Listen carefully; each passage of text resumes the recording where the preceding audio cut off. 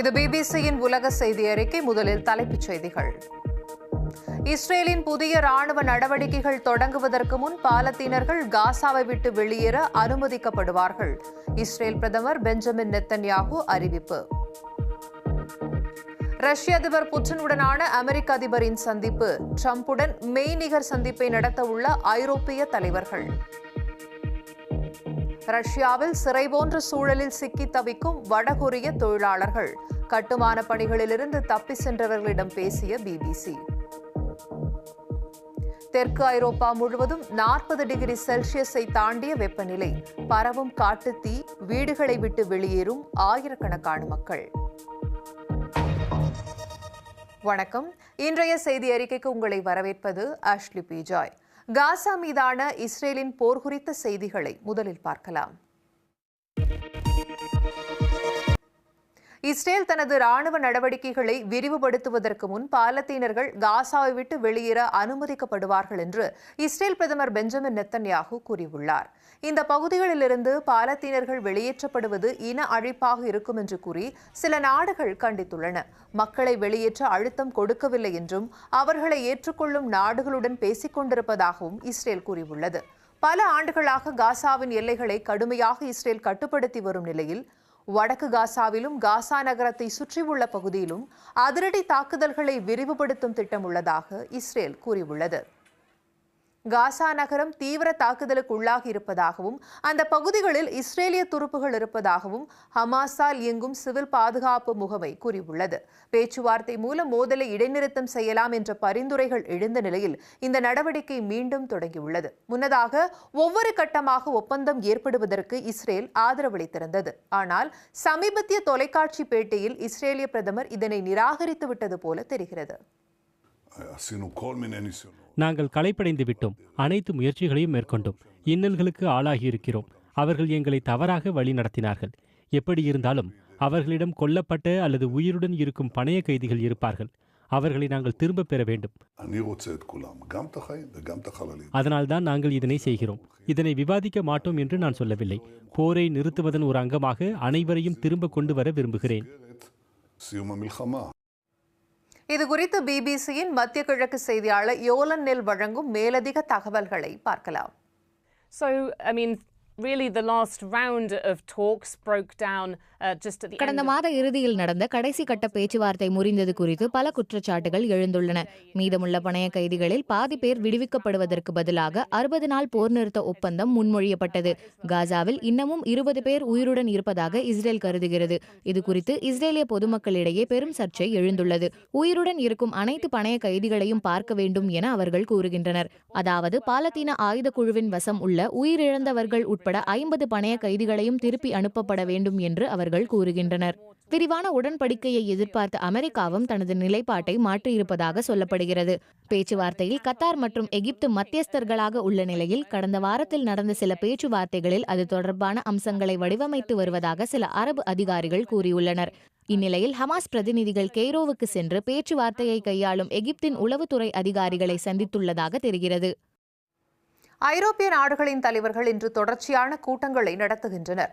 யுக்ரைனின் நலன்களை பாதுகாக்க வேண்டியதன் அவசியத்தை வலியுறுத்தும் வகையில் அமெரிக்க அதிபர் டொனால்டு டிரம்புடனான மெய்நிகர் சந்திப்பும் இதில் அடங்கும். வரும் வெள்ளிக்கிழமையன்று அலாஸ்காவில் ட்ரம்ப் அதிபர் புட்டினை சந்திக்க உள்ளார். போர் நிறுத்தம் எட்டப்படுவதற்காக ட்ரம்ப் செய்யக்கூடிய எந்தவொரு சமரசமும் ஐரோப்பாவின் பாதுகாப்பையோ அல்லது யுக்ரைனின் சர்வதேச எல்லைகளையோ பாதிக்கக்கூடாது என்பதை உறுதி செய்ய ஐரோப்பிய தலைவர்கள் விரும்புகின்றனர்.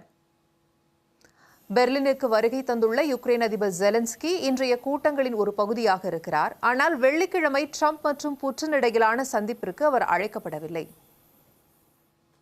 இதுகுறித்து பெர்லினிலிருந்து பிபிசி செய்தியாளர் ஜேம்ஸ் வாட்டர்ஹவுஸ் வழங்கும் மேலதிக தகவல்களை பார்க்கலாம். வரும் வெள்ளியன்று அலாஸ்காவில் நடைபெற உள்ள புட்டினுடனான தனது நேரடி சந்திப்பை நிலைப்பாட்டை புரிந்து கொள்வதற்கான ஒரு முயற்சி என்று அதிபர் ட்ரம்ப் கூறியுள்ளார். இது ஐரோப்பிய தலைவர்களை கவலை அடைய செய்துள்ளது. மேலும் இந்த சந்திப்புக்கு அவர்களுக்கு அழைப்பு விடுக்கப்படவில்லை. போர் விவகாரத்தில் அமெரிக்கா நேரடியாக தலையிடாது என்று கூறியிருந்தாலும் யுக்ரைன் மற்றும் அதிபர் செலன்ஸ்கியை இந்த சந்திப்பில் பங்கேற்க வைக்க வேண்டும் என அவர்கள் குறிப்பிடுகின்றனர். ஒரு நாட்டின் பங்கேற்பு இல்லாமல் அந்த நாட்டின் எதிர்காலம் குறித்து பேச்சுவார்த்தை நடக்கக்கூடாது என்பதே இதன் பின்னால் பின்னால் உள்ள வாதம். ஐரோப்பா தனது நிலைப்பாட்டை மேலும் உறுதிப்படுத்திக் கொள்வதை நாம் பார்க்கிறோம். அதிபர் டிரம்புக்கும் அதிபர் புட்டினுக்கும் இடையே என்ன உடன்பாடு ஏற்பட்டாலும் அதில் நாங்கள் பங்கெடுத்துக் கொள்ளாவிட்டால் அதை நாங்கள் ஏற்க மாட்டோம் என்று அவர்கள் கூறுகிறார்கள். பிராந்தியங்கள் தொடர்பான கோரிக்கைகளை ரஷ்யா முன்வைக்கும் என்று எதிர்பார்க்கப்படுகிறது. போர் நிறுத்தத்திற்கு ஈடாக கிழக்கு யுக்ரைனில் உள்ள டோன்பாஸ் பிராந்தியத்தை விட்டுக் கொடுக்க மாட்டோம் என்றும் ரஷ்யா அதை மேலும் தாக்குதல்களுக்கான தளமாக பயன்படுத்தும் என்றும் யுக்ரைன் தெரிவித்துள்ளது.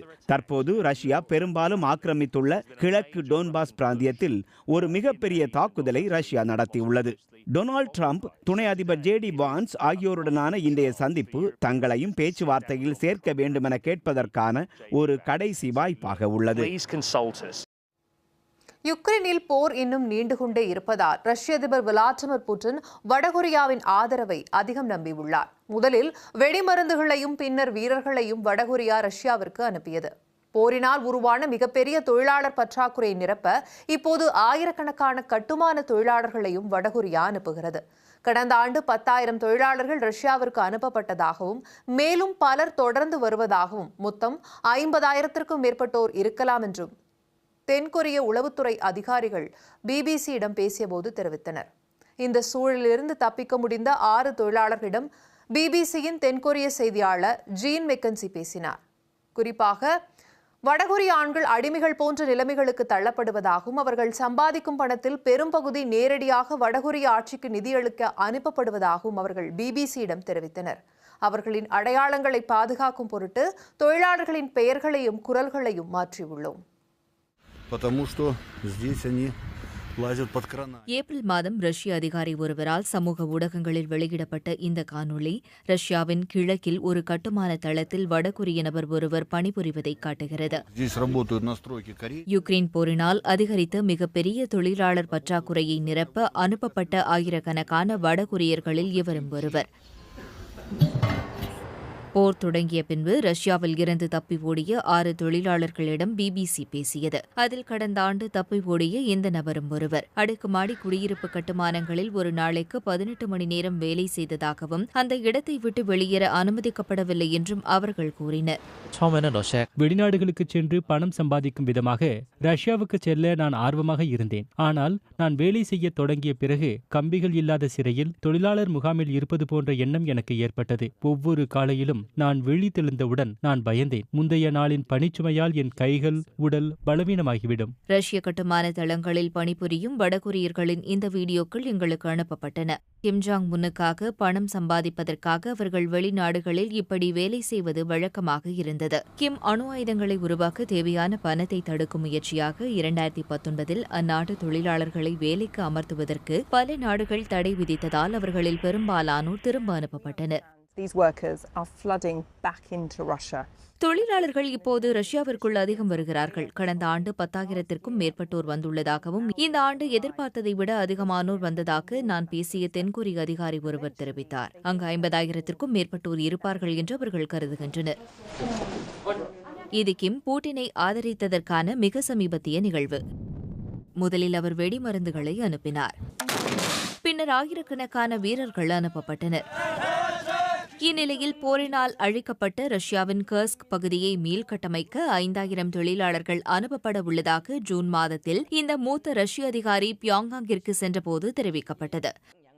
ஆனால் இந்த தொழிலாளர்களுக்கு ஊதியமாக கிட்டத்தட்ட எதுவும் கிடைப்பதில்லை. அவர்களின் வருவாயில் பெரும்பகுதி நேரடியாக வடகொரிய ஆட்சிக்கு அனுப்பப்படுகிறது. 2 வருடங்களாக ஊதியம் எதுவும் கிடைக்காததால் இந்த தொழிலாளி தப்பி ஓட முடிவு செய்தார்.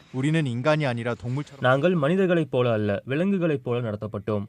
மற்ற தொழிலாளர்கள் எங்களை கிம் ஜாங் உன்னின் அடிமைகள் என்று கூறினர். அவர்கள் எங்களை கேலி செய்தனர். நீங்கள் மனிதர்கள் அல்ல, பேசக்கூடிய இயந்திரங்கள் மட்டுமே என்றனர். ரஷ்யாவில் புலம்பெயர்ந்த தொழிலாளர்களின் தேவை இதுவரை இருந்ததை விட அதிகமாக உள்ளது. இந்த தொழிலாளர்களின் இருப்பு இந்த போருக்கு பின்பும் கூட நீடிக்க வாய்ப்பு உள்ளது. இவர்கள்தான் அங்கிருந்து வெளியேற முடிந்த அதிர்ஷ்டசாலிகள். ஆயிரக்கணக்கானோர் சிக்கி தவிக்கின்றனர். போர் முடிந்து ஏவுகணைகளும் வீரர்களும் பணி செய்வது நிறுத்தப்பட்ட பிறகும் மேலும் பலர் தொடர்ந்து வருவார்கள் என்றே தெரிகிறது.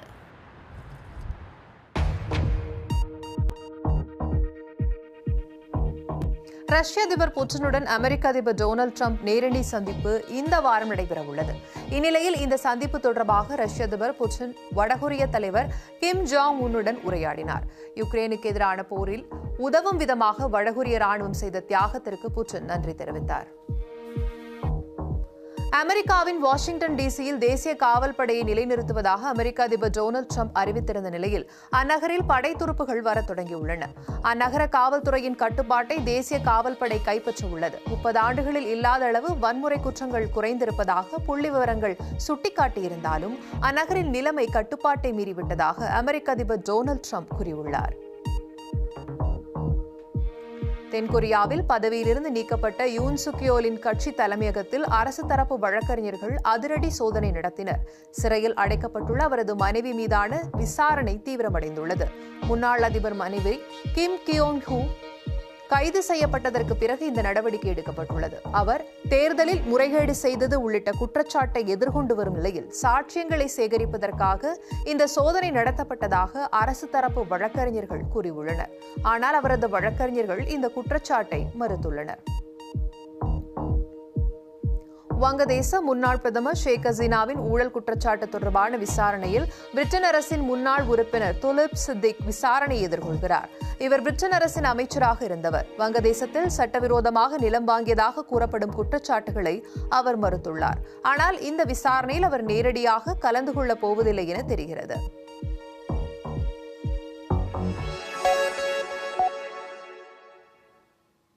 தெற்கு ஐரோப்பா கடுமையான வெப்பத்தை எதிர்கொண்டு வருகிறது. வரலாறு காணாத இந்த வெப்பநிலையால் ஏற்பட்ட காட்டுத்தீயால் ஆயிரக்கணக்கான மக்கள் தங்கள் வீடுகளை விட்டு வெளியேற கட்டாயப்படுத்தப்பட்டுள்ளனர். ஸ்பெயின் நாட்டில் உள்ள பல நகரங்களுக்கு ரெட் அலர்ட் விடுக்கப்பட்டுள்ளது. அங்கு வெப்பநிலை 45.5 செல்சியஸை எட்டியுள்ளது. போர்ச்சுகலில் 45.5 செல்சியஸும் பிரான்சில் 42.5 செல்சியஸ் வெப்பநிலையும் பதிவாகியுள்ளது. இந்த கடும் வெப்பமான வானிலை அடுத்த வாரம் வரை நீடிக்கும் என்று எதிர்பார்க்கப்படுகிறது. இதுகுறித்து பிபிசி செய்தியாளர் சாம் ஹாரிசன் வழங்கும் தொகுப்பை பார்க்கலாம். பற்றி எரியும் தீயை அணைக்க தீயணைப்பு வீரர்கள் விரைந்து செல்கின்றனர். விடியற்காலை ஏற்பட்ட இந்த காட்டுத்தீயை தணிக்க ஸ்பெயினின் அவசரகால சேவைகள் போராடி கொண்டிருக்கின்றன. பொழுது விடிந்தவுடன் புதியதோர் சிக்கல் வந்தது. இது மேட்ரிடின் வடக்கே உள்ள ட்ரெஸ் கேண்டோஸ் நகரம். உள்ளூர் பகுதியிலும் காட்டுத்தீ பரவியதால் அங்கு வாழும் நூற்றுக்கணக்கான மக்கள் வெளியேற்றப்பட்டனர். தீ விரைவாக பரவியதால் பல பகுதிகள் எரிந்து விட்டதை நீங்கள் பார்க்கலாம். காலை 7 மணி அளவில் தீ எரிய தொடங்கியதை நான் கண்டேன். 8:30 மணி அளவில் எங்கள் அருகில் வந்துவிட்டது. வெப்பநிலை 40 டிகிரி செல்சியஸுக்கு மேல் எட்டியுள்ளது. காட்டுத்தீயால் ஏற்பட்டிருக்கும் சேதங்களை நீங்கள் பார்க்க முடியும். ஆனால் ஏற்பட்டிருக்கும் முழுமையான சேதங்கள் குறித்து தெளிவாக தெரியவில்லை. 1000 ஹெக்டேர்களுக்கும் அதிகமான பகுதிகள் அழிந்திருக்கலாம். எந்தெந்த பகுதிகள் எரிந்துள்ளன அல்லது எஞ்சியுள்ளன என்பது குறித்து வான்வெளி ஆய்வுகள் மூலம் உறுதி செய்ய நாங்கள் காத்திருக்கிறோம். ஐரோப்பா முழுவதும் காட்டுத்தீ ஏற்பட்டு வருகிறது. பிரான்ஸ், இத்தாலி, போர்ச்சுகல் ஆகிய நாடுகளில் உள்ள மில்லியன் கணக்கான மக்களுக்கும் மற்றும் சுற்றுலா பயணிகளுக்கும் ரெட் அலர்ட் விடுக்கப்பட்டுள்ளது. மேலும் கிழக்கு ஐரோப்பாவில் அதிக அளவில் சேதம் ஏற்பட்டுள்ளது. இது துருக்கியில் உள்ள ஒரு பிரபலமான கோடை சுற்றுலா தலமான சனக்கலே பகுதியின் தற்போதைய நிலை. தீயணைப்பு வீரர் ஒருவர் அங்கு நிகழ்ந்த அழிவு குறித்து பேசுகிறார். தற்போது எங்களது வாகனம் பழுதடைந்துள்ளது. எனவே மெக்கானிக் வருவதற்காக நாங்கள் காத்திருக்கிறோம். நாங்கள் சோர்வடைந்து விட்டோம். இத்தகைய பேரழிவை மீண்டும் அனுபவிக்க கடவுள் ஒருபோதும் அனுமதிக்க கூடாது. கிராமப்புறங்களை தவிர்த்து நகரங்களிலும் வெயில் கொளுத்துகிறது. லியோன் நகரில் வெப்பநிலை 40 டிகிரி செல்சியஸை தாண்டியதால் ஸ்பிரிங்க்லர்ஸ் கொண்டு தண்ணீர் தெளிக்கப்பட்டு வருகின்றன. பிரான்சின் சில பகுதிகளில் கடுமையான வெப்பம் நிலவுவதால் வெளிப்புறத்தில் செய்யும் வேலைகளுக்கு தடை விதிக்கப்பட்டுள்ளது. வெப்பத்தை தவிர்க்க வீட்டுக்குள்ளே இருப்பது ஒரு வழியாக இருந்தாலும் பாரிஸில் சிலர் வேறு அணுகுமுறையை தேர்ந்தெடுத்துள்ளனர். 100 ஆண்டுகளில் முதன்முறையாக நீச்சல் செய்வதற்காக சென் ஆறு அதிகாரப்பூர்வமாக திறக்கப்பட்டுள்ளது. தண்ணீரில் இருப்பது குளிர்ச்சியாக இருக்கிறது. அதன் வெப்பநிலை 25 டிகிரி செல்சியஸாக உள்ளது என்று நினைக்கிறேன். அது மிகவும் குளிராகவோ அல்லது சூடாகவோ இல்லை. ஐரோப்பா முழுவதும் கடுமையான வெப்பநிலை உணரப்பட்டு வருகிறது. மேலும் இந்த வாரம் முழுவதும் 40 டிகிரி செல்சியஸ் வெப்பம் நிலவும் என்று சொல்லப்படுவதால் மில்லியன் கணக்கான மக்களுக்கு கடுமையான எச்சரிக்கைகள் விடுக்கப்பட்டுள்ளன. இத்துடன் இன்றைய நிகழ்ச்சி நிறைவடைகிறது. இங்கே பிபிசி உலக செய்தி அறையிலிருந்து நாளை மற்றும் ஒரு நிகழ்ச்சியில் சர்வதேச செய்திகளுடன் உங்களை வந்து சந்திக்கும் வரை வணக்கம் நேயர்களே. இன்றைய இரவு நள்ளிரவாகட்டும்.